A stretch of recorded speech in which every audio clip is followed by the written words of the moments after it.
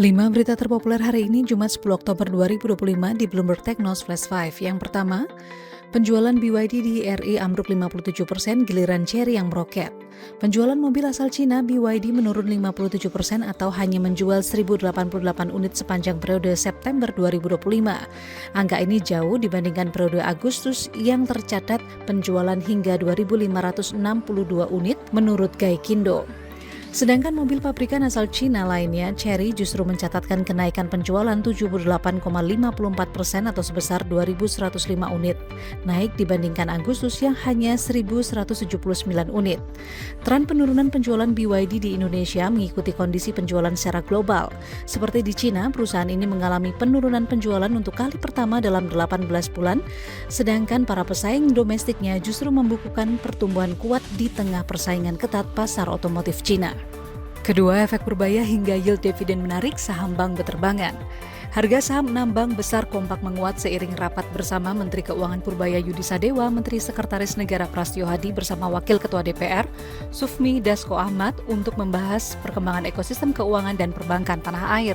6 bank ini ialah PT Bank Tabungan Negara Tbk atau BPTN menguat 4,66% ke level Rp1.235 per lembar saham, PT Bank Negara Indonesia Tbk atau BBNI menguat 4,06% ke level Rp4.100 per lembar saham, PT Bank Syariah Indonesia Tbk atau BRIS menguat 3,86% ke level Rp2.690 per lembar saham, PT Bank Rakyat Indonesia Tbk atau BBRI menguat 3,76% ke level Rp3.860 per saham, PT Bank Mandiri Tbk atau BMRI menguat 3,29% ke level Rp4.390 per saham, dan PT Bank Sentral Asia Tbk atau BBCA menguat 2,37% ke level Rp7.550 per saham.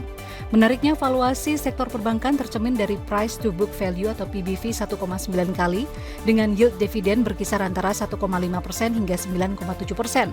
Sementara katalis cerah perbankan Indonesia disinyalir juga terjadi saat kabar Menteri Keuangan Purbaya akan kembali menarik dana pemerintah atau saldo anggaran lebih atau SAL di Bank Indonesia senilai Rp70 triliun dan rencananya akan ditempatkan sebagian di Bank Pembangunan Daerah atau BPD.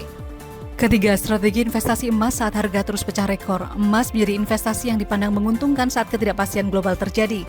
Harga emas bahkan telah melambung 54% sepanjang 2025 dan sempat menyentuh harga tertinggi $4.042 per troy ounce atau sekitar Rp66.765.222. Kenaikan harga emas juga diprediksi masih akan terjadi jika The Fed kembali memangkas suku bunga.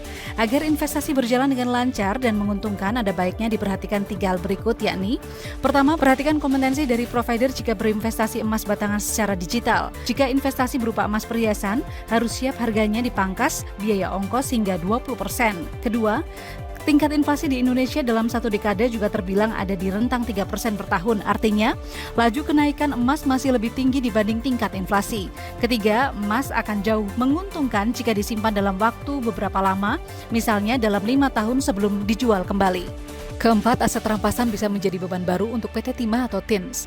Analis Sukor Sekuritas Andreas Jordan Tarigan menyebut rencana pemerintah untuk menyerahkan aset rampasan senilai 6 hingga 7 triliun rupiah kepada PT Timah Tbk atau TINS belum sepenuhnya menjadi katalis positif bagi TINS. Ketidakpastian kepemilikan dan nilai real aset serta adanya aset yang sudah tak beroperasi cukup lama justru menimbulkan potensi biaya tambahan untuk rehabilitasi dan pemulihan fungsi.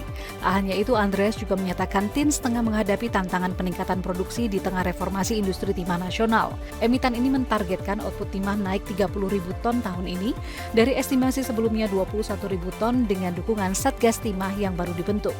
Sebelumnya, Presiden Prabowo Subianto menyerahkan aset sitaan negara berupa 6 smelter dan aset lain yang nilainya sekitar 60% dari total aset TINS. Hal ini dilakukan Presiden pada Senin 6 Oktober 2025 di smelter PT Tinindo Internusa, Kecamatan Bukit Tintan, Kota Pangkal Pinang.